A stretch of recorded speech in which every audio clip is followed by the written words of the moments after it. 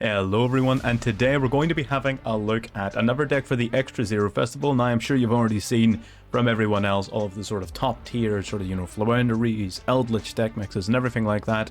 So what we're going to be looking at instead is something that's a little bit more fun but trying to be as competitive as possible. So we're talking today about Darklords. So Darklords are super fun, and people often associate them with the Darklord branded Despia mix that was floating around back during the Fusion Festival and is still sort of popular to this day. But today, obviously with Fusion's banned, we're going to be having a look at what Darklords by themselves can do. Very sort of powerful archetype when it comes to longer games. Your grind game is impeccable with access to so many powerful trap cards, as well as being able to recycle so efficiently from the graveyard. That's where the deck really comes into play, and it's able to basically out-resource and out-advantage many of the decks in the metagame. So again, very powerful, very fun. I haven't played pure Darklords since they came out in Duel Links, what must be years ago now at this point. So playing pure Darklords, we played it an awful lot on stream as well. Whole load of fun, getting plenty of wins behind us as well. This is the deck that actually I finished the event with, so very good. So if you like what you're seeing and you want to see more, feel free to subscribe. We are now over 360 subscribers, so we're going well for our eventual goal of hitting 500 here. I think 500 by the end of August is what we're aiming for. It's a stretch, and I get that, but we need to be setting our targets higher, because every time I set a target, you guys kill it. So thank you so much for the support. If you do want to see more, subscribe. If you want to see anything in particular, leave your comments down below. I will be going away here for a little while, so it'll be a wee bit slower getting around to everyone, but do leave your comments and I will answer as soon as I get the chance to. But that should pretty much wrap it up. We will be going through card by card profile after the gameplay, so stick around for that and enjoy the games. On the game number 1.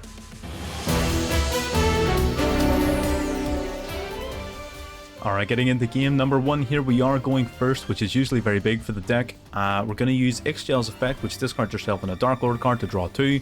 Allure of Darkness allows us to draw another 2, so drawing 4 cards. We're going to use the Indulged Darklord here. The Indulged Darklord on summon will summon a Darklord from your deck onto your opponent's field, and then add a Darklord from your deck to your hand. So we'll give them the Yuka back, we'll grab the Nastin from the deck, we'll discard 2 Darklord cards to summon the Nastin, and then we'll set 1 and pass.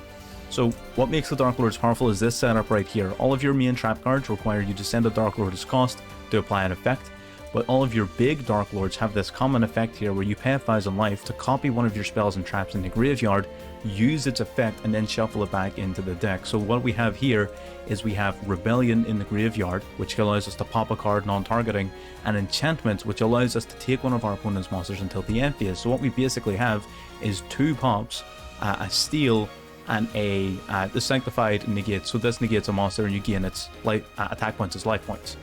So we basically have our choice of pop or steal, as well as a negate or 2 negates depending on what comes up.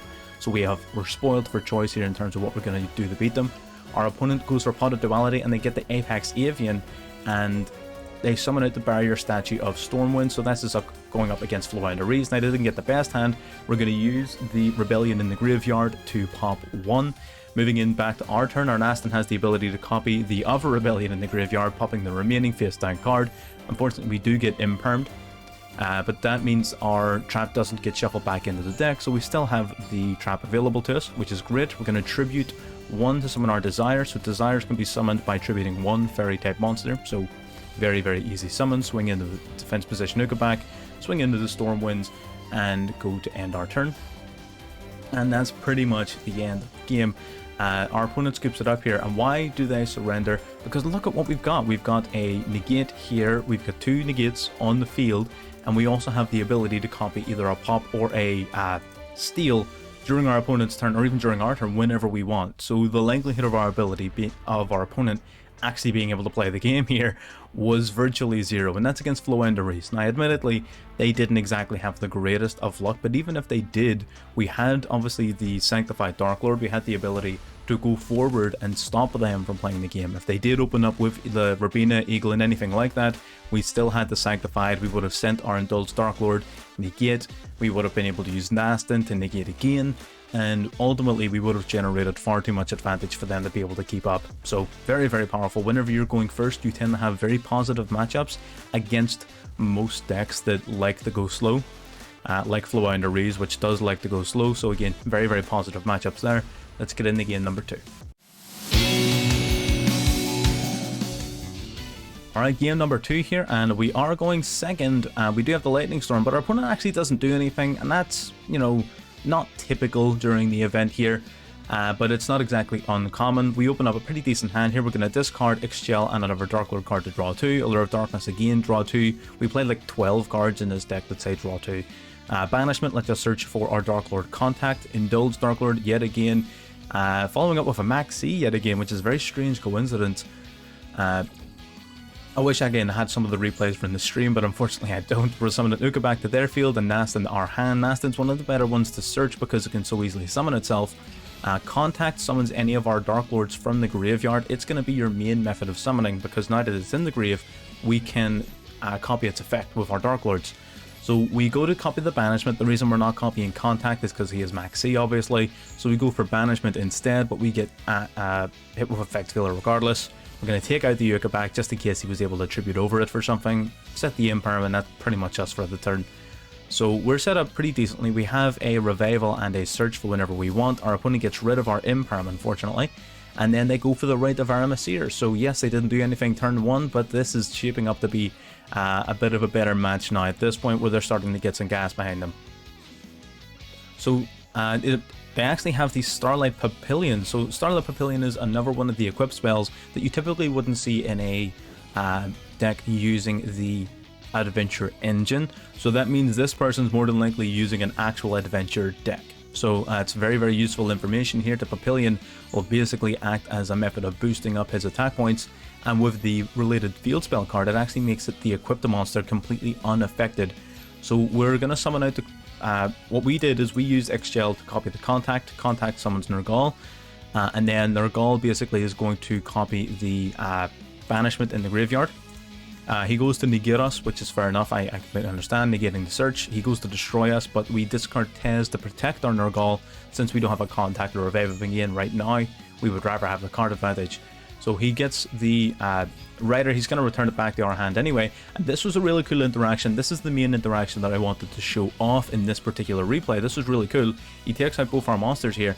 So because of the Rite of Aramesir, like this guy, so it's a spirit monster. It should have returned to his hand during the end phase, but it's a spirit monster. What that means, so that should have returned. But because he's used the Rite of Aramesir, monsters that were normal summoned don't get to use their effects. So because he was normal summoned, it doesn't get the effect to return during the end phase, which means it's basically a permanent face-up Amano Iwato, which obviously just negates all monster effects. Sorry, more specifically, cannot activate their effects. So we're going to use Lightning Storm. We're going to take out the two monsters. Lightning Storm came in handy after all. That Amano Iwato would have been extremely difficult to get rid of regardless, or otherwise. I'm going to use Contact to grab back our Ixchel. We're going to use Banishment to add another Ixchel, strictly for the draw 2 here, ditching the Nergal back to the grave. So we have something to revive off of our Contact. We're going to revive Nergal. We drew into 2 more Darklords to discard for Nastin, which is good.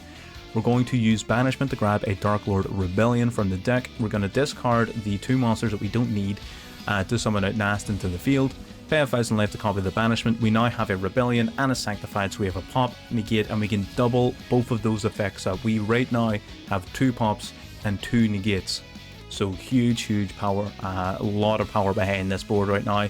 Our opponent knows exactly what we've drawn into because we searched for them both. They know what we've got, they can't play through that, and they pretty much scoop it up. So pretty much as simple as that. Once you've got an established board, the grind game is impeccable, and being able to search constantly for these effects, and any card you do draw doubles up in its effectiveness because you can use it on the field, then you can recycle it from your graveyard using your big Darklords. So every single time you have these powerful cards, you get to use them twice and shuffle them back. So unlike a lot of decks that once you use it, it's gone, this deck can just keep on going and going and going. So really am loving it. This last game here is going to be a bit of a longer one. It was a very good duel, so let's get into that. Alright, getting into game number 3, we're going second here, which usually isn't the greatest look for the deck, and we're going to open up with Machina Redeployment. So we're playing against Machina. which is very interesting. He's going to add the gear frame as well as this little dork, the spur. We're going to call him the spur. Spur, when added to the hand, can summon itself and then send a machina to the grave. Gear frame and normal summon will add a machina to your hand. So he's going to send the Citadel to the grave, search for the aerator, set to pass. So not the greatest of opening boards for machina. I thought this was going to be a fairly straightforward win. We again open up with XGL and Lure. That looks like, I know every single game we've had so far we've done that, but it's not rare.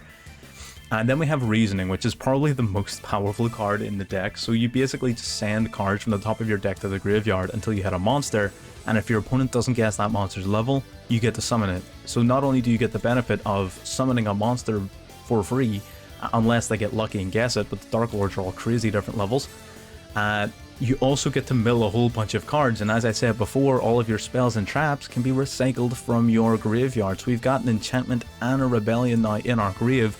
And unfortunately, the monster we picked out was an Indulged Darklord, which he guessed level 4, so we don't get to summon. But look at our graveyard. Our graveyard is so powerful now because we have an extra 2 monsters, and we have an additional copy of Reasoning. So now we have a banishment in the grave. I do believe we send like all 3 lightning storms here. We have Sanctified in the grave as well. So our graveyard is stacked. We drew into Ukabak, which isn't the greatest of monsters to draw into. You really want one of your bigger Darklords off of your Reasoning, but it happens. It does eat an Imperm, which is great. We don't really need Ukabak's effect to send something to the grave since we already have like basically everything in there. So eating up an Ash is very good for us.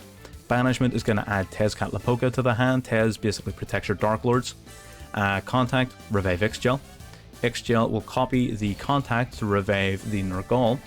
And then Nergal is going to be able to, well, our opponent first goes to activate Citadel here. Now, we could have just let this resolve and then protected ourselves with Tez. The reason we didn't do that is because we know he's going to do this again next turn.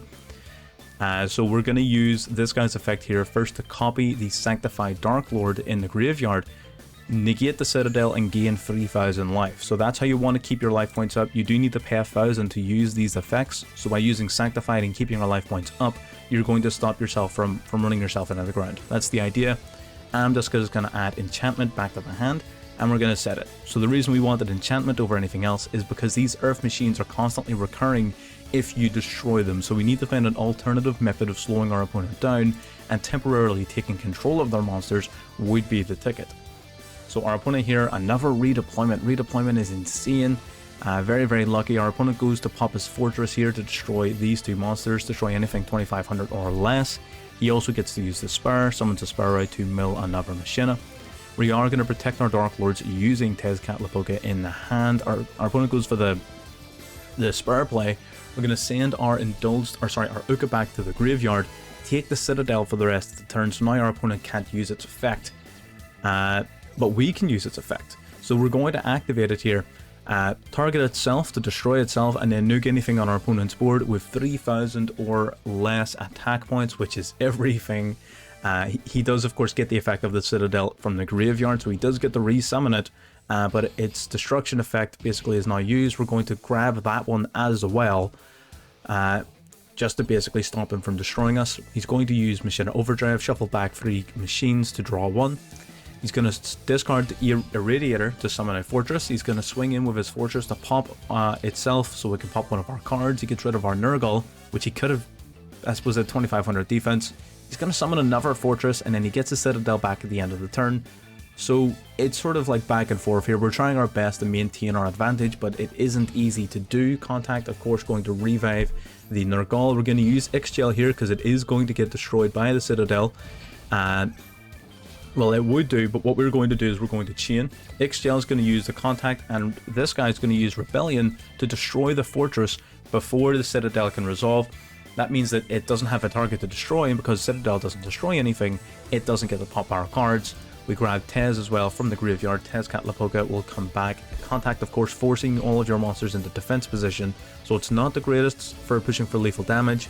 He does get to revive the Citadel in his graveyard. We're going to grab enchantment from the deck by copying the banishment in the graveyard. But we are staring down 2 Citadels, which of course isn't great. We're going to set the enchantment. We're basically playing defense until we can catch a break and take over here, but the Machina deck much like this deck, is supremely powerful in the grind game because they can constantly recur their cards, constantly going on and on and on. So it's a very, very dangerous matchup here. We're going to grab Contact back to our hand. We're going to use the enchantment while we can to grab one of his Citadels, otherwise he wouldn't be able to use it. Citadel pop itself to destroy his unauthorized boot up device. That was the play we were waiting on. Now he doesn't have a nerf machine to destroy to get his plays going. Unfortunately, this deck is really stifled when it comes to pushing for lethal damage, considering the fact that it just can't summon monsters in attack mode. It would if you had Superbia in the graveyard, but unfortunately right now at this moment we do not. Maybe a call to play extra copies of Superbia if one wishes, but it's also a bit of a brick. He summons out the Fortress. We're going to copy it to steal it until the end of the turn. We really just wanted to keep Tez on the field because it's the only monster really we have stronger than the Fortress. We're going to use Banishment to grab Desires from the deck. Now we're going to tribute... we're going to use Excel's effect to use the Banishment again to grab the Sanctified Darklord, and we do make a massive mistake here. So we summon our Desire over the Excel, which is fine. What we should have done is we should have set our Sanctified before doing this, targeting the Fortress to send it to the graveyard, because now we don't have the ability to set the Sanctified. Because we don't set it, look at our life points. We don't have enough life points to copy it from the graveyard, meaning it's going to be very difficult for us to stay in this game. Really, really detrimental misplay from ourselves there. So now we basically need to hard draw into either a Banishment or a Sanctified to keep ourselves in the game. It's not going to be looking too likely. Our opponent summons out another Fortress here by discarding a monster. He swings into the Desires to take it out. And our hands are really, really tied here. Because if we don't do anything, then on his turn he swings in, destroys our card, summons his Citadel and goes for game. Right now, if we swing in and take out his Fortress, he pops our card and then summons Citadel anyway. We drew into Xgel. Xgel does nothing for us right at this second, and because we don't have enough life points, we can't copy any of our cards from the graveyard. It is not looking good. He goes in to take out our back row card here, unfortunately. Instead of taking out the Tez, obviously that would have been better for us. Not by a lot, but slightly. He's got the Citadel on deck then. Going into the end phase of our turn, he's going to use Citadel to pop himself into Tez, and that gives us a chance because if he doesn't draw into a monster, he can't do anything, and he sets a card that gives us another turn. If we draw into something, hopefully we can make it work. We draw into a Banishment, we activate the Banishment to grab a Sanctified. This is me thinking we're back in the game. It's still going to be tough to try and bring it back here. Unfortunately, our opponent draws into Possess Storage. So Possess Storage has the ability to recur from the graveyard, and it's going to be very, very difficult for us to keep up with that. Basically, we're going to have to sacrifice our Xgel and our Sanctified just to stop this card from activating and to keep ourselves in the game. He was going to bounce it back to our hand. So there's not a lot of cards in this deck that do anything by themselves. The only card would have been Reasoning or something like that. I believe we've already used all of our Reasonings though. So all we really had, we drew in the Rebellion. Rebellion does nothing for us. We're going to skip forward here because this is pretty much the end. He does go a little bit overboard here, as one would if they're trying, if they're in a winning position. And that's the game. So really, really long duel against two decks that are fantastic in a long-term grind game. This highlights the primary issue with Darklords in that, yes, you can grind your opponent out fantastically, but you really, really struggle when it comes to making a lethal push because your Contact is your main method of summoning, and it summons all of your monsters into defense position, which doesn't sound like much. Again, within the context of Modern Yu-Gi-Oh, that's not a bad thing, that's fine, but in Modern Yu-Gi-Oh you can go into your extra deck. What you would normally do with Darklords is use their effects, to build up your field presence like you would your Contact, and then you would use those to go into your extra deck, which is where you would get your offensive power. So in this deck, you have a lot of control, you have a lot of defensive power, but it can be overwhelmed, especially with a deck that performs just as well as, if not better, in the grind game, being Machina. Machina is a fantastic deck at the minute. So that's pretty much it. That's the 3 games. Let's dive into the deck list. Alright, now getting into the deck list. So, having a look at this, you're noticing a lot of free ofs here. Now, why are we playing free ofs? Basically to supplement some of the main starters in the deck. They basically require additional bodies of these cards. What are main starters? You have 2. You have Xgel, which can discard itself and another Darklord card to draw 2 cards. So not only is that putting a big Darklord in your graveyard to be revived off of your Contact, you're drawing more cards and more likely thus to draw into your contact. And you have Reasoning. Reasoning, of course, being completely broken. Such a good card. In this deck in particular, it's very, very strong. So your opponent basically guesses a level from 1 to 12. You send cards from the top of your deck to the graveyard until you can get a monster that can be summoned. And if they guess the level wrong, then you get to summon the monster. And look at the levels of the monsters in our decks. 3, 4, 6, 7, 8, 9, 10. Your levels are all over the place. The only one that cannot be summoned is Desire. I honestly consider cutting him for that reason, because twice in a row we got this guy off Desire, but he cannot be special summoned, so he's not necessary. But Desire is very, very good in the Machinima matchup, as well as just being a general bigger boss monster you can summon in attack mode, which the deck of course struggles with. So Desire is very, very good. He can cut 1,000 of his attack points to send an opponent's card from the field to the graveyard, so sending is not destroying. Great for the Machinima matchup. So these two are your main starter cards then, of course. So Reasoning cannot be searched. It is what it is. It'd be broken if it could be.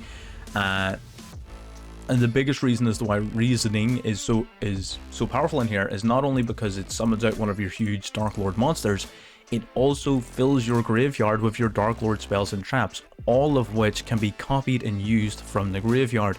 So if you have a big Darklord on the field, all of the big ones share the same effect of pay 1,000 life points to copy a Darklord spell or trap in the graveyard and apply its effect. That's where this deck's power comes in. So what are your spells and traps? We have Banishment. Search for any Darklord card, no cost, no restriction, and it's card, not monster. So this is amazing, one of the best search cards probably in the game, given the context of its archetype, because it basically means double search. So Banishment is phenomenal. Contact is your main method of summoning. You choose a Darklord monster in your graveyard and summon it to the field in defense position. Now, Superbia, of course, is one of the best targets for that effect, because whenever Superbia is summoned from the graveyard, you revive another Darklord card from your graveyard as well. Now, do bear in mind, if you copy the effect of Contact with one of your Darklords to revive Superbia, you will miss the timing on that effect. So the only time you'll ever target Superbia is when you're activating the card itself, not when you're copying the effect. Bear that in mind. What else have we got in terms of the trap cards? Rebellion. Rebellion can pop a card. If you're activating the trap itself, you need to send a Darklord as cost. But if you're copying it from the graveyard, you don't need to pay that cost. So basically, you send one from your hand or field to the graveyard to pop one, copy it in the graveyard, pop another one. So basically pop 2 cards for the cost of one of yours. And you do have cards you don't mind sending to the graveyard, being your Indulged Darklord and Ukabak in particular. And then also any Darklords you may have in your hand. They're not really of very much value in your hand anyway. So phenomenal card. Same for Sanctified, except it negates the effect of a monster in your opponent's on the field, not just your opponent's field. Negates the effect of a monster in the field, and you gain life points equal to its attack points. So very, very strong, of course. And then Enchantment, which lets you take control of one of your opponent's monsters until the end of the turn. Now, why are we playing 3 of each of these traps? Simply to make it more common to mill them off of Reasoning, as well as to give you more discard targets for Ixchel. So you don't have to play 3 of these. You can totally cut them down to 2 if you want to play some additional cards. The only thing is, monster hand traps in this deck aren't very strong in my opinion, purely because if you use Reasoning and you get an Ash Blossom off of Reasoning, that's not that great. So I don't believe putting a monster based hand trap in here is going to be very wise. If you wanted to put something like Forbidden Droplet in, by all means, absolutely. It's even got some Darklord stuff going on in the art, that's pretty neat. But I personally, again, for fun, have been playing these at 3 because I'm not trying to make this, uberly, top tier. This is Darklords. I want to play Darklords as it is. So I run them with 3 to make it more common to draw. I only run the 1 enchantment because generally speaking, it's not that strong. However, having an alternative method of removal, especially against like the Machinima matchup, as you saw, can be very useful. So enchantment it does have its advantages, but I wouldn't play any more than 1 of it. You don't have to play it at all. You can cut it if you want. So that's the Darklord spells and traps. So why are there so many different faces here in the deck apart from Ixchel, which you're playing 3 of? So Starting from the bottom up here, we're going to start with Ukabak. When it's summoned, you send a Darklord from your deck, a Darklord card from your deck to the graveyard, and it's important to make the distinction of card because it can send your spells and traps. So normally, realistically, its effect can be good if you happen to ping it off of Reasoning, but most of the time you're simply summoning this card to your opponent's field using our next monster, the Indulged Darklord. The Indulged Darklord, when summoned, take a Darklord from your deck, give it to your opponent, and take another one and add it to your hand. So you'll normally summon Ukabak to your opponent's field and add Ixchel to your hand. If you already have Ixchel, you can add Nastin or Tez, which we'll get to in a second. Amdusk can discard itself and a Darklord card as to to pick a Darklord card in your graveyard and add it back to your hand. So it's a way of recycling certain cards. Potentially things like Desire, which otherwise cannot be looped. The effect doesn't come up a lot, but you do want to have a bunch of different levels and names for your Reasoning. So Amdusk, again good, and this is the beginning of the big Darklords, most of which share the effect of pay 1,000 life, copy a spell or trap in the grave, apply its effect. Nastin, discard 2 other Darklord cards to summon itself from hand, so this guy offers you a lot of offensive pressure as well as being able to put useful cards into your graveyard. Zerato does not have the copy spell or trap card effect.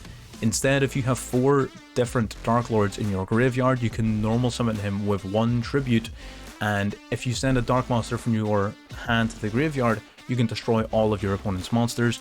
You don't have to play him. Honestly, he's not the greatest. I don't think I've actually even resolved his effect yet, but being a searchable card that nukes your opponent's board, it can be quite good. So it may come up here and there. You definitely don't have to play him though. We have Superbia, which I described before, excellent at generating offensive momentum. Your contact can only summon monsters in defense, but Superbia does not have that restriction, so if you resurrect Superbia off of contact, then Superbia resurrects one of your other Darklords, it can be summoned in attack position. So that's where you're getting a good bit of your offensive power. Nurgle basically means that all of your Darklords do piercing damage, very very good against lower opponents. Tezcatlipoca can discard itself to protect your Darklord cards on the field from destruction. So if you decide you're not going to be playing things like Zerato, I would maybe recommend playing some extra Tez. Tez is very very strong. That's entirely up to yourselves though. And then we have Desires, which is the pseudo boss monster of the deck. Pay 1,000 attack points, sacrifice 1,000 attack points to send a monster to the graveyard, and it is send, not destroy. It can be tribute summoned over 1 fairy.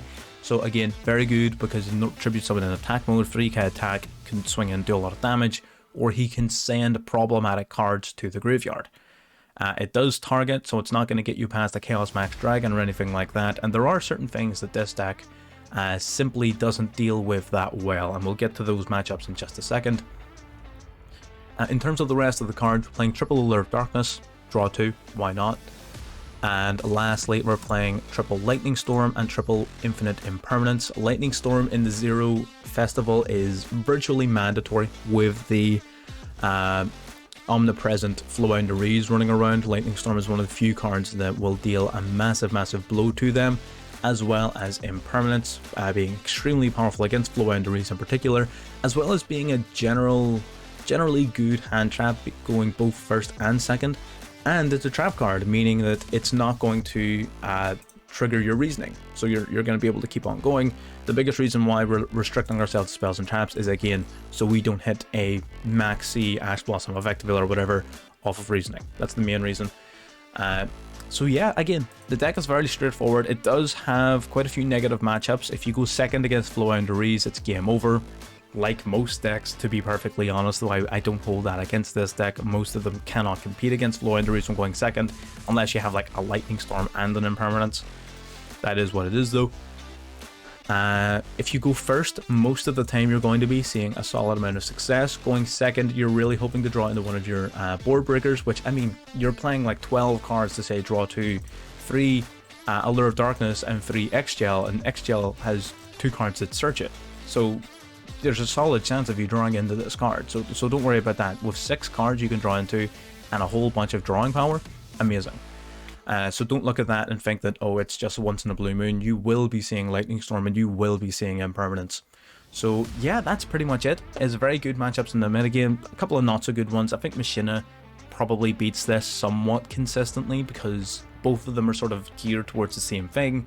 Machina just does it slightly better, but it is what it is. Who am I to say? Speaking of say, I don't really have very much else to add to this, so if you do like this, or if you want to see anything more like it, either inside or outside of the Extra Zero Festival, do let me know in the comments below, and consider subscribing if you haven't. It's completely free, why not? And I'm pretty much going to leave it there. I'll see you all later.